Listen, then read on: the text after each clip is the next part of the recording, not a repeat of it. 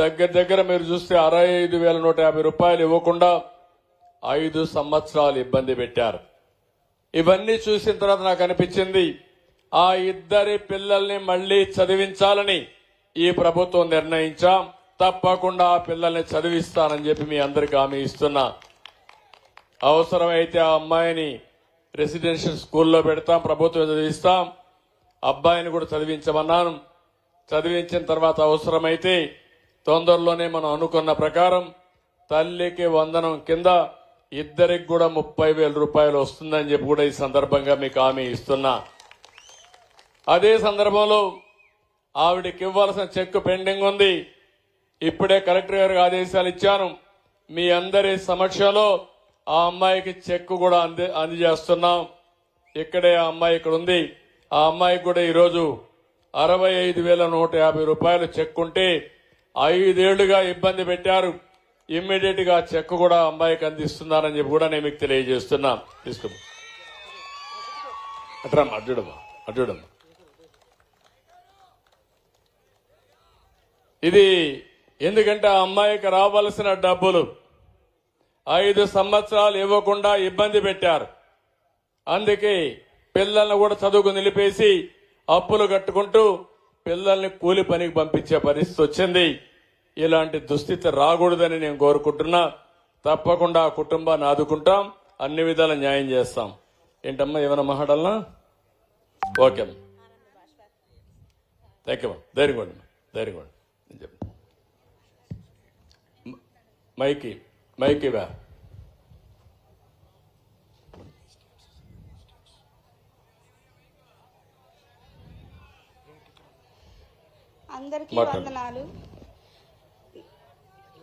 అందరికీ వందనాలు. తెలిసి తెలియక తప్పుగా మాట్లాడితే క్షమించండి. ధైర్యంగా మాట్లాడు. బాబు గారు చెప్పిన కుటుంబం నాదే. నా కుటుంబాన్ని ఆదుకుంటామన్నారు బాబు గారు.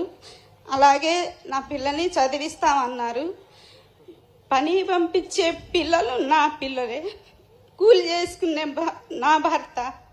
నా అత్తగారికి పెన్షన్ వస్తుంది, నెలకి 4,000 1వ తారీఖుకి ఇస్తారు. నాకు మాట్లాడటం రాదండి, ఏమన్నా తప్పుంటే క్షమించండి. ఫ్రీగా మాట్లాడమ్మా. నువ్వేం చెప్పాలి ఇంట్లోనే మాట్లాడు. గత సంవత్సరంలో బాబు గారి హయాంలో నేను ఇల్లు కట్టుకున్నాను సార్. అప్పుడు 2 బిల్లులు వచ్చేసాయి, మిగతాయి రాలేదు. వైసీపీ హయాంలో నేనైతే ఏ లాభం నాకేమి రాలేదు. బాబు గారి హయాంలో నాకు దేవుళ్ళలాగా సాయం చేశారు బాబు గారు. బాబు గారి సాయం నేను జన్మలో మర్చిపోలేను. బాబు గారు లేకపోతే నా ఇంటికి డబ్బులు వచ్చేవి కాదు. ఇప్పుడు నేను ఇల్లు కట్టుకొని ఇంట్లో ఉంటున్నానంటే బాబు గారి చలవే అది. బాబు గారి వల్లే నేను ఇల్లు కట్టుకున్నాను. ఇవాళ నా ఇంట్లో ఉంటున్నానంటే బాబు గారు చలవే సార్ అది.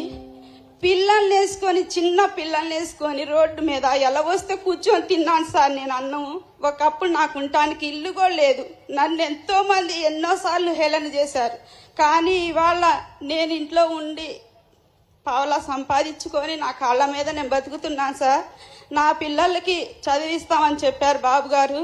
బాబు గారు ఎప్పటికైనా సరే మీరే మాకు సీఎంగా కావాలి సార్. నన్ను ఏమన్నా తప్పు ఉంటే నన్ను క్షమించండి సార్. ఇంత వరదలు వచ్చి వానలు వచ్చినా కూడా మీరు చేసి వాళ్ళకి భోజనాలు కానీ ఏదైనా సారి వాళ్ళకి సాయం చేశారు. అందుకు మీకు కృతజ్ఞతలు చెప్పుకుంటున్నాను సార్.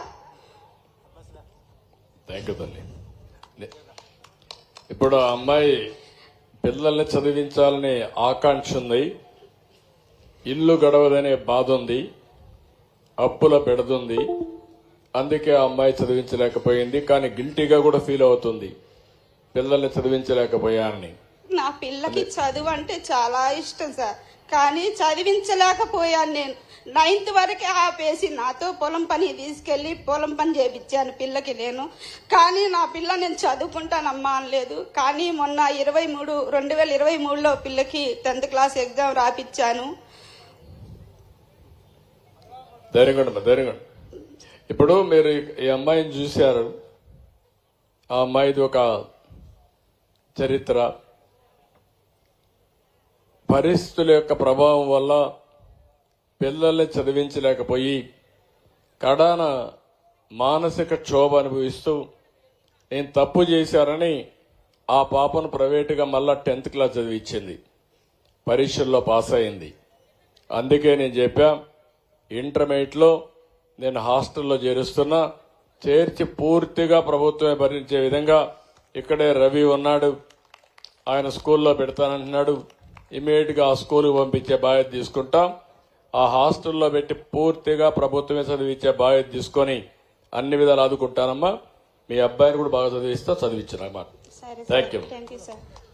ఇప్పుడు ఇక్కడ మీరు చెప్పినట్టు మనం 4,000 రూపాయలు పింఛన్ ఇస్తామంటే